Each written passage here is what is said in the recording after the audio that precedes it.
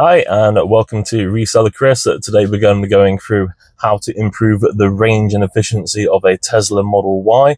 I've had my car now for 2 years. I've had it for 44,000 miles, and along the way I've learned many a trick how to extend that range and make it as efficient as possible. So the first things that we're going to look at then apply to all cars and not just the Tesla. So you'll be able to apply this to a petrol, a diesel, a hybrid, as well as any EV. And then we'll start to look at the specifics of the Tesla as to what you can do to improve the range in your Tesla. Okay, so the first easy thing to be doing is just to wash the car. So just by washing the car, proven by Mythbusters, will actually improve the range by around 2 miles over the course of the full battery charge. So all it takes, a quick wash, get rid of all that dirt and grime, a nice easy one to start with. Okay then, so next up is just removing any excess items from the car. So for a Tesla, removing items from the trunk. Now, as you can see, we've got a few extra items in here that could be removed quite easily, but you've also got your blue charging cables, household charging cables.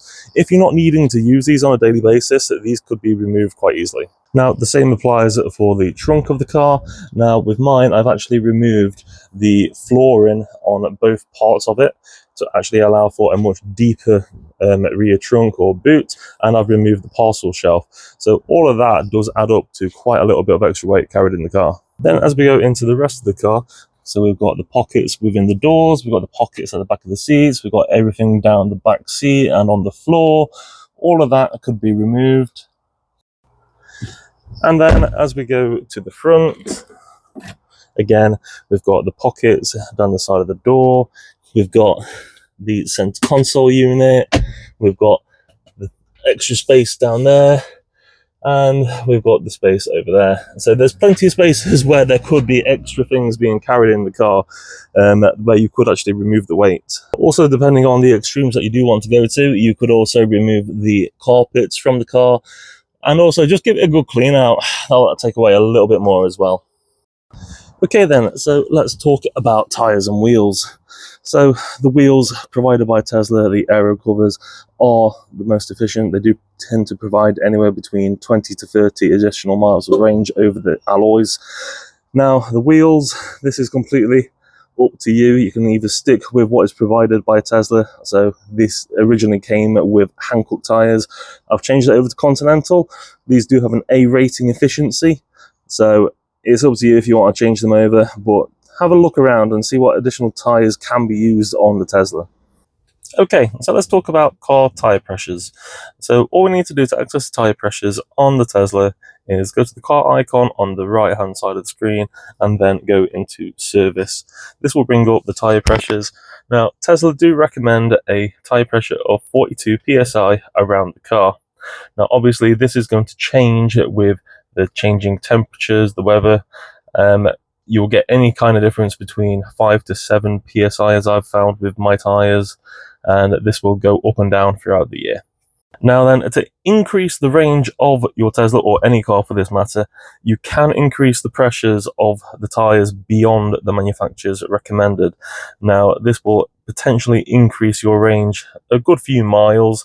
However, it will degrade the tyres quicker, and it will cause other issues with the car, such as the firmness of the car, the handling. So you do need to be aware of the factors against doing this. Alright then, air conditioning. So this is the same in every car. Again, it's a case of if you have the air conditioning on, it will be taking power from the car. So all you need to do for this one is go to the aircon setting on the right hand side, turn it off. Now, obviously, if you want the aircon on, to some extent, the best way to reduce the power on this is just to click the auto option. Now, having it on auto, it will climatize the car and it will make it a much more efficient way of doing it rather than selecting manually the speed of the air conditioning unit itself. Then throughout the winter, obviously, it's going to get colder and you're going to want the heating on.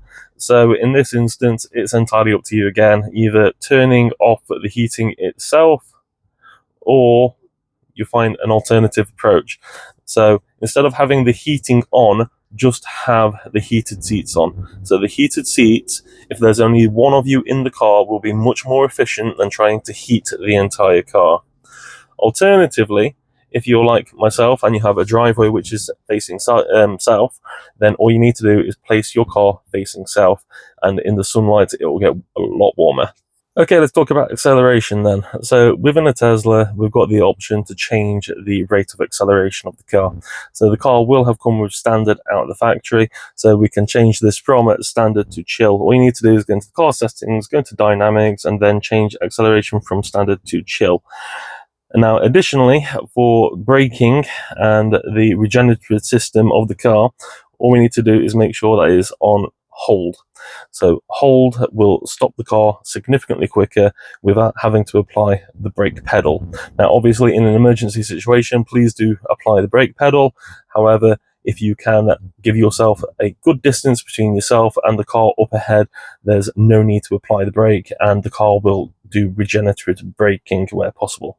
Okay, so to actually monitor your acceleration whilst you are driving, if you use the Graph app within the Tesla screen, you can then actually bring up your actual consumption as you are driving.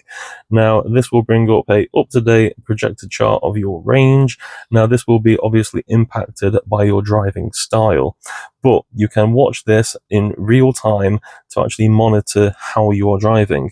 Now, alternatively, you can go onto the drive option, and this will give you a line as to how Tesla thinks the range will be reduced as you drive.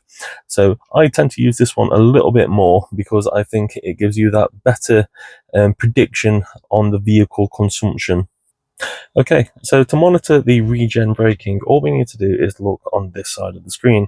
So whilst driving, there will be a black bar for accelerated use and a green bar for regen. Now, obviously, the more down the green bar goes, the more regen is happening. So always an eye to keep on here and monitor how well you are doing with your acceleration. So you want to keep that black bar down as low as possible, and then to do as much of a green bar as you can. Okay, so regenerative driving then. So this is really impacted on your driving style and the geography of where you're driving. So if you're going to be going up a hill, this is going to be going down more significantly than what Tesla would predict. And if you're going to be going down a hill, it's going to be going above what Tesla is predicting. So if you're on a flat ground, the grey line is what Tesla would predict. But obviously, nowhere's flat all the time. So it's going to be a case of it's going to be up and down. It's going to be fluctuating with that regenerative driving style. Now, whilst we've got to factor in the geography, we've also got to factor in the temperature, and we've got to factor in the wind and the rain. So Teslas are impacted significantly by the cold and the rain, and even worse if it's cold and rainy or snowing even. So if we can, try to avoid those weather conditions. It will dramatically reduce the amount of battery power available. Okay, and the same goes for the wind as well. So if the wind is in the opposite direction as to where you're driving, then you're going to be quite badly impacted by the wind. It will cause drag on the car, it will push back on the car, and the car will have to use more power to overcome the wind. Okay, so a recommendation from Tesla is to keep the car plugged in at all times when it is stationary. So if you're at home and you've got a home charger, leave it plugged in. So this is to allow the car to use any kind of air conditioning or heating, or provide any updates, preventing the car from using the battery, and just use the mains from your house instead. Okay, the other benefit of leaving the car actually plugged in is to allow the car to do preconditioning. So preconditioning the battery will allow the battery to be more efficient whilst it is out moving. So all we need to do for preconditioning is go into the car settings and go into schedule, and then go into preconditioning and set up the day and time for that preconditioning to happen. Now, this is most beneficial for those short car journeys where the battery is not going to get up to temperature in the amount of time it takes you to get to the place where you want to go. Okay, another quick one is just going into the screen setting and just going on the screen brightness. So you can leave this on auto. However, if you want to, you can reduce the screen all the way down so there's no brightness, and then just change it as you prefer. but this can save quite a bit on the battery if you're going on a long distance. Another quick one then is just to check the actual lights. So Tesla tend to leave it on auto. Now, it doesn't necessarily put the lights on when they need to be on. Now, just to check, if you've got the lights on the right hand side, if they don't need to be on, all you need to do is turn them off. Alright then, Sentry Mode. Now, this is your personal preference. So, once you've already set up where your home is, where your work is, on the navigation features, then this will not turn on. However, it's your personal preference. Having Sentry Mode on, it will cause the battery to be used whilst the car is not moving. So, a rather surprising one, but the Tesla app does use up quite a significant amount of the car's battery. So every time that you're going onto the app to check on the car, it is having to wake up the battery and the car is using electric. So it is having to tell the app what the car is currently doing, the state of it, and it will be using the battery more than you think.